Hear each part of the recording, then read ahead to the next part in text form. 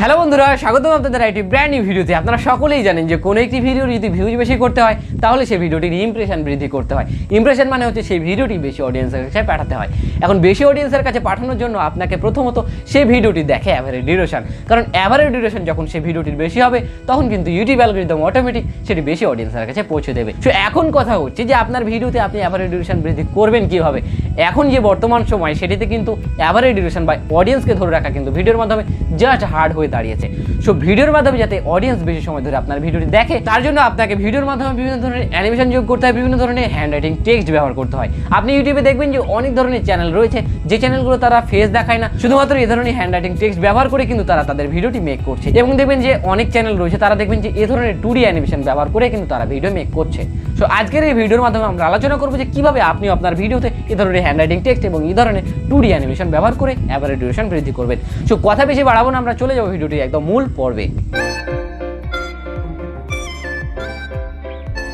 So ভিডিওর মাধ্যমে কথা বলছেন এবং আপনার কথা বলার সাথে সাথে কিন্তু এ ধরনের টেক্সট কিন্তু উঠে যাচ্ছে এবং দেখবেন যে অনেক চ্যানেল রয়েছে যারা এ ধরনের কিন্তু অ্যানিমেশন ব্যবহার করে থাকে। সো এই যে অ্যানিমেশন এবং এই যে টেক্সটগুলো রয়েছে এটি এডিট করার জন্য, এটি বসানোর জন্য আপনাকে যে দুইটি অ্যাপস ব্যবহার করতে হবে। প্রথমত আপনার কাইনমাস্টার যেটি রয়েছে এটা কিন্তু আপনার ফিনিশিংয়ে ব্যবহার হবে এবং আমরা সমস্ত এডিটের কাজ যে অ্যাপসের মাধ্যমে করবো সেটা হচ্ছে বেনিম লিখে যদি আপনারা প্লে স্টোরে সার্চ করেন তাহলে সহজেই আপনারা অ্যাপসটি পেয়ে যাবেন। ডাউনলোড লিঙ্ক ডেসক্রিপশন বক্সে দেওয়া রয়েছে, সেখানে ক্লিক করে জাস্ট আপনারা সহজে ইনস্টল করে দিতে পারেন। সো অ্যাপসটি ইনস্টল করে ওপেন করার পর জাস্ট আপনাকে প্রজেক্ট ক্রিয়েট করতে হবে। প্রজেক্ট ক্রিয়েট করার সময় জাস্ট আপনাকে এখানে খেয়াল রাখতে হবে যেন এখানে ইউটিউব ভিডিও 720 পিক্সেল হয়, কারণ 1080p যেটি রয়েছে সেটি কিন্তু আপনার কাইনমাস্টার যেটি রয়েছে কাইনমাস্টার কিন্তু সাপোর্ট পায় না। সো জাস্ট আপনাকে 720 পিক্সেল করে আপনাকে জাস্ট প্রজেক্টের নাম লিখে জাস্ট আপনাকে প্রজেক্টটি ওপেন করতে হবে। প্রজেক্টটি ওপেন করার পর এখানে দেখছেন যে নিচে কিন্তু অনেক ধরনের কিন্তু এখানে অপশন রয়েছে। সো এখান থেকে অপশন যেটি দেখছেন এখানে দেখছেন যে টেক্সট অপশন রয়েছে।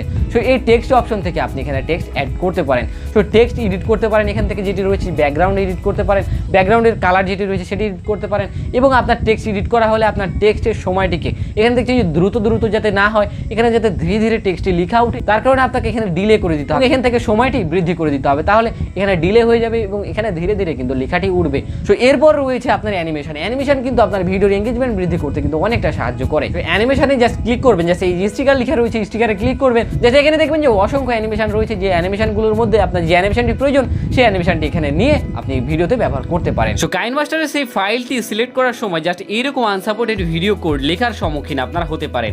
জাস্ট এই লেখাটি যদি আপনাদের আসে তাহলে কিন্তু সেই ফাইলটি আপনারা কাইনমাস্টারে সিলেক্ট করে ভিডিও এডিট করতে পারবেন না।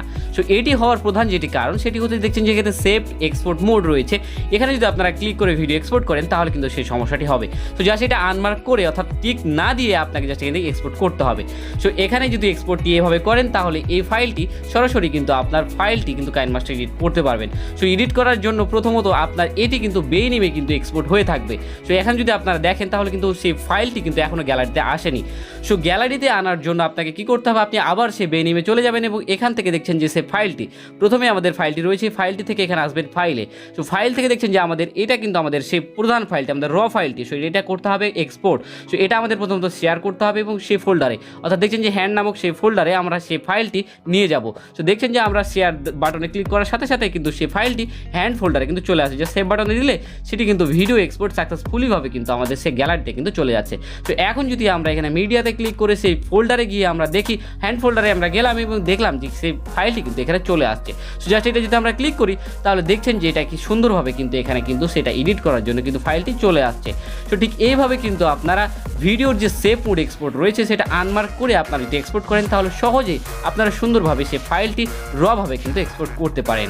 তো ভিডিওটি কেমন লাগলো জানি আমাদের অবশ্যই কমেন্ট করবেন এবং এই ধরনের ভিডিও পেতে অবশ্যই আমাদের চ্যানেলটি সাবস্ক্রাইব করে আমাদের সঙ্গে থাকবেন। সো দেখা হচ্ছে তাহলে সামনের কোনো একটি ভিডিওতে, ততক্ষণ পর্যন্ত ভালো থাকবেন, সুস্থ থাকবেন, আল্লাহ হাফেজ।